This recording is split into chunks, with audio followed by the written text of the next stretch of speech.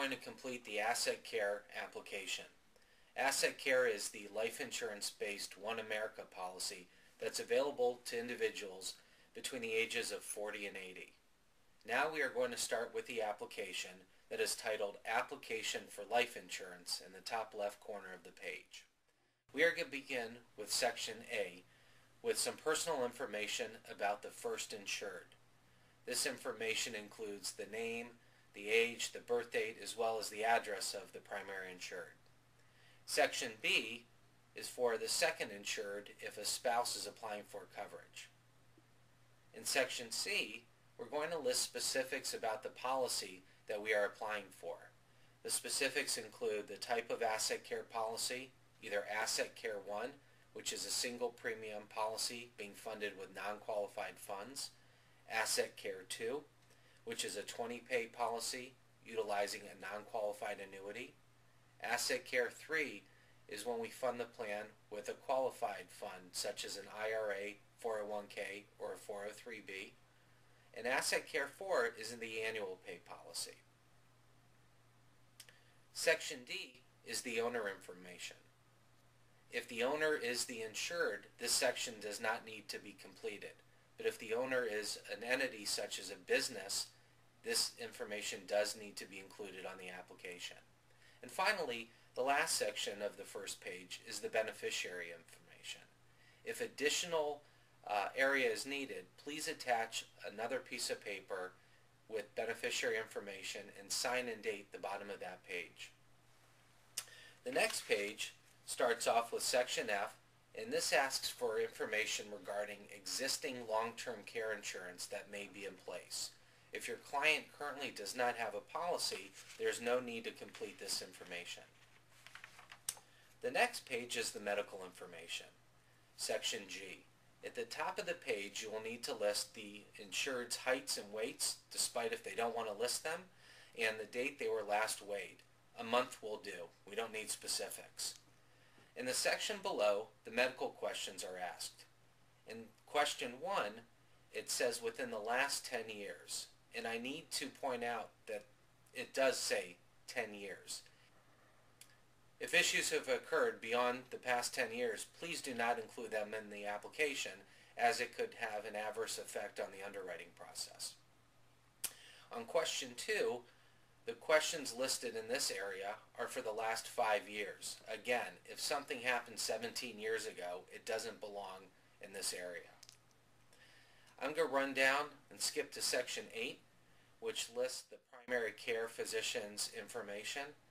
Please include this in its entirety, as One America may ask for medical records while underwriting this application. We will also need the reason for the last visit, as well as the date that the insured was seen last. And finally, in question 9, all medications that are currently being used by the insured need to be listed in this section. If there were any yes answers in the questions above, please elaborate in the last box, question 10, on this page. On the next page, we're going to go to Section H at the top. This area needs to be completed if the insured wishes to designate a person in the event of an unintended lapse. Please make sure you have signed as the licensed agent and your agent number is included, only if you want to get paid on this policy. The next page I'm going to go to is the application for annuities. This page only needs to be completed if you are applying for the Asset Care 2 or Asset Care 3 product, as a separate annuity application is needed. Please indicate in the middle of the page if this is qualified or non-qualified money being used, and there are a few signatures that are needed. About 6 inches from the bottom of the page, the proposed annuitant will need to sign, and then at the bottom of the page, they will need to sign again as the owner of the policy. The next page we come to is the Backup Withholding Certification Form. Please sign and date at the bottom of the page. If you do have an interest in a voluntary withholding, please indicate so by checking the box titled Voluntary Withholding. The next page is the Authorization for Disclosure form. and this allows One America to review the insured's medical records. Please have both the applicant as well as the joint applicant sign and date the bottom of the page. The next two pages that we come to are the HIV consent form pages. On the second page, please include an address to have the test results sent to in the event that the results are positive. Please sign and date the bottom of the page. The next page that we come to is the Patriot Act Identification Verification page. Please obtain your client's driver's license or passport and copy down the identification expiration date as well as the number on the ID. There is no need for your client to sign this page, but you as the agent will need to do so in the bottom box. The next three pages that we come to are the Consumer Suitability and Due Diligence Questionnaire. At the top of the page, please indicate that this is a life insurance or annuity application with LTC benefits. In Section 1, please include the owner's personal information.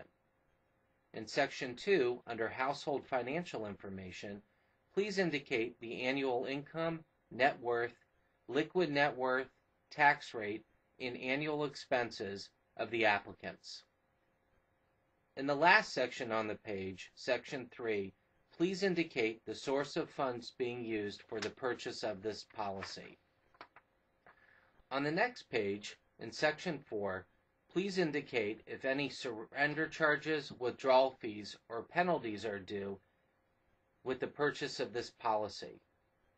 In Section 5, please indicate the financial objective and risk analysis for the purchase of this annuity.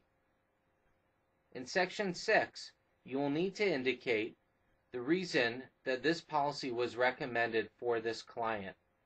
This section must be completed in order for the application to be processed efficiently.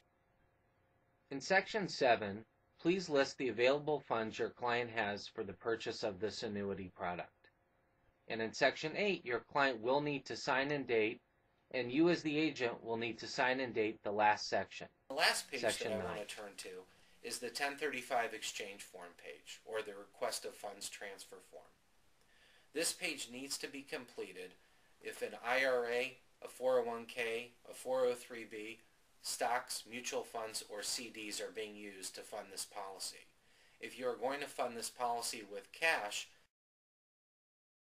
you need to list household financial information, the source of funds being used for the purchase of this product, and if this product meets your client's needs.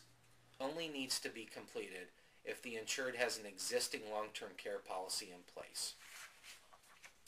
The next page is the replacement form, and despite the policy replacing another one or not, this page needs to be completed. The next page that we turn to is the temporary insurance agreement. If you are collecting funds from the insured when you submit this application, please make sure this page is completed and leave a copy of this agreement with your client.